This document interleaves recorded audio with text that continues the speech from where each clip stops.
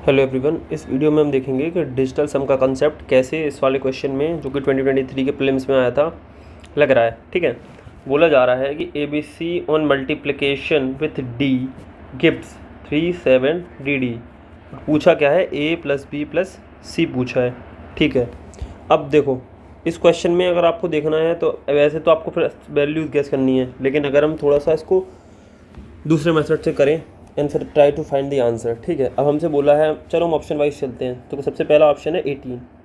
ठीक है, 18 से क्या हम इसको सॉल्व कर सकते हैं, जल्दी से ट्राई करें। तो हमने माना A + B + C 18 है। 18 है which means digital some is 9 and 9 into D। तो 9 से कुछ भी मल्टीप्लाई करोगे, 9 से 1 करोगे तो 9 डिजिटल सम 9, 9 से 2 मल्टीप्लाई करोगे 18 डिजिटल सम 9। तो 9 से कोई भी नंबर मल्टीप्लाई करोगे डिजिटल सम विल ऑलवेज भी 9। तो इस तरफ डिजिटल सम 9 ही आएगा। अब देखो D की ऐसी कौन सी वैल्यू है जिसके लिए डिजिटल सम, जिसके लिए ये मतलब 9 हो जाए ये पूरी वैल्यू। 7 थी 10 है। देखो 10 में अगर हम D को 1 मानेंगे तो यहाँ 1 और 1 तो 10 + 2 यानी 12 होगा, जो कि हमारा मैच नहीं कर रहा ना। 10 है यहाँ पे, अगर हम इसको 2 मानते हैं तो इसको भी 2 मानना पड़ेगा। देन 10 + 4 विच इज़ 14, ये भी नहीं हो रहा। अब देखते हैं 3 + 7 + 3 और 3 मानते हैं तो 6 यानी 16, ये भी मैच नहीं हुआ। 3 + 7 + 4 अगर हम D की जगह पे लेते हैं तो 18, ये 18 हो जाएगा विच मीन्स इसको ऐड करोगे 8, तो ये total 18 which is digital some is 9।